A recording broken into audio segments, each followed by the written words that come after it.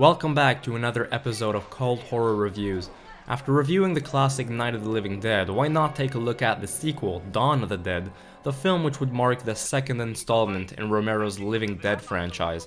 And while the two first movies are just as good in their own ways, I'd say that Dawn of the Dead has the upper hand. But before we get started, what is your favorite zombie movie? Let me know in the comments down below, and don't forget to like this video and subscribe to never miss out on another bad movie and cult horror movie review.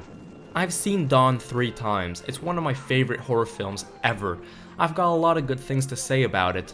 All while it's a sequel to Night of the Living Dead, apart from the zombies, there isn't any direct link between the two movies. None of the characters from the first return, and the setting is different. We have 2 SWAT police officers and 2 TV journalists who try and survive a zombie apocalypse by locking themselves inside a giant shopping mall. They've got to fight off hordes of living dead, but also other people sometimes. It's quite simple, but it does the trick. On the poster it says, "When there's no more place in hell, the dead will walk the earth." When there's no more room in hell, the dead will walk the earth. Apparently that's a tagline which Romero came up with completely out of the blue while being drunk at a party.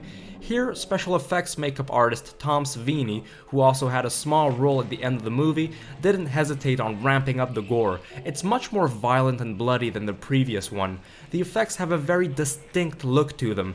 Every time someone is shot, there's a very bright and visceral blood which splatters everywhere. The Living Dead have that memorable look to them too, with the pale blue makeup. And it really ramps up tension sometimes. I would recommend watching the extended version, which was basically George A. Romero's original cut. It's very long, clocking in at around 2 hours and 30 minutes, but it's worth the watch. There's just more to see. I prefer that than the theatrical cut. I think that what separates this from a lot of other run-of-the-mill zombie movies is that it keeps you watching until the end. It's packed with thrills, it's got gore, lots of guns shooting, and memorable characters like Peter, played by Ken Foree, a glossy look to it sometimes, great music, and even a touch of humor, which is something that the first movie did not have at all. Basically, it's got all the good stuff that a horror fan would want without being too goofy or too formulaic. It's full of memorable scenes like the one with the rednecks having a hoot mowing down the living dead, or that scene where a zombie gets his scalp chopped off by the helicopter blades. Or those scenes where the living dead are just walking around the shopping mall with the music on.